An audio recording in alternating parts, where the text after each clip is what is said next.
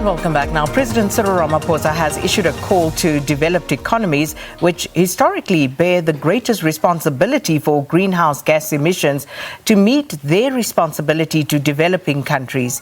He was addressing the virtual White House Leaders Summit on Climate that has brought together 40 world leaders whose economies represent about 80% of global greenhouse gas emissions. Ramaphosa also shared that in terms of proposed new nationally determined contributions, South Africa was expected to see its emissions begin to decline a decade earlier than was previously expected. This report by Show Bryce Pease.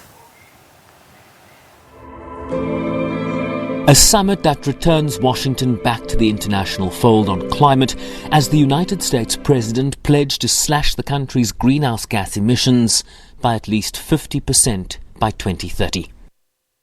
We know just how critically important that is, because scientists tell us that this is the decisive decade. This is the decade we must make decisions that will avoid the worst consequences of the climate crisis.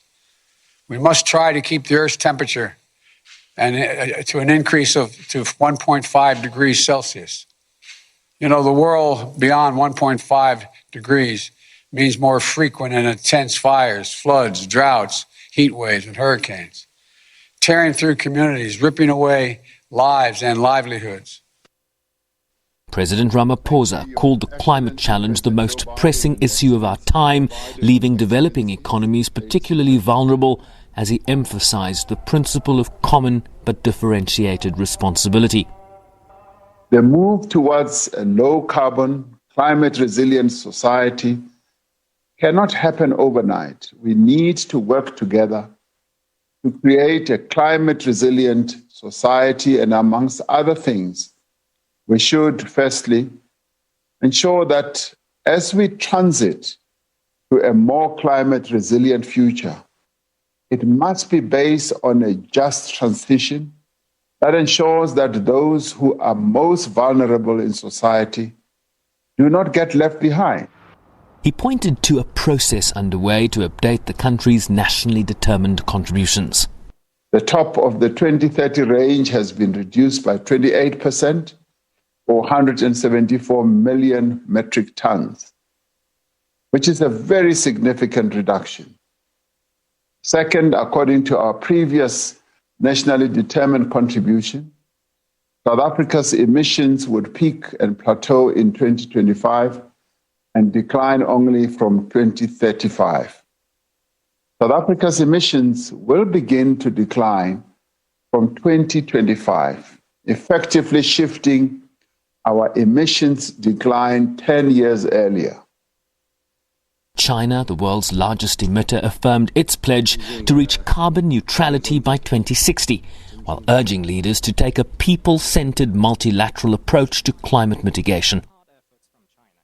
We need to give full recognition to developing countries' contribution to climate action and accommodate their particular difficulties and concerns. Developed countries need to increase climate ambition and action and make concrete efforts to help developing countries accelerate the transition to green and low-carbon development.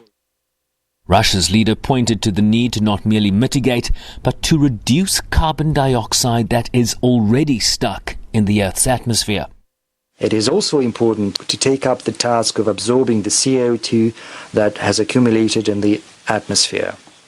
Let me say that without exaggeration, Russia makes a gigantic contribution to absorbing global emissions, both ours and from elsewhere, owing to the great absorption capacities of our ecosystems. Canada, Japan and the European Union vowed to cut emissions from between 40% at the low end and 55% at the upper end by 2030, in what some refer to as a make-or-break decade. We must put a price on carbon, shifting taxation from income to carbon, and subsidies for fossil fuels. Ramp up investments in renewable energy and green infrastructure.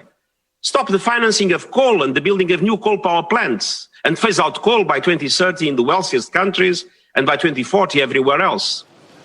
A reinvigorated effort towards meeting the goals set out in the Paris Climate Change Accord, also known as humanity's life insurance policy. Sherwin Briceby's SABC News, New York.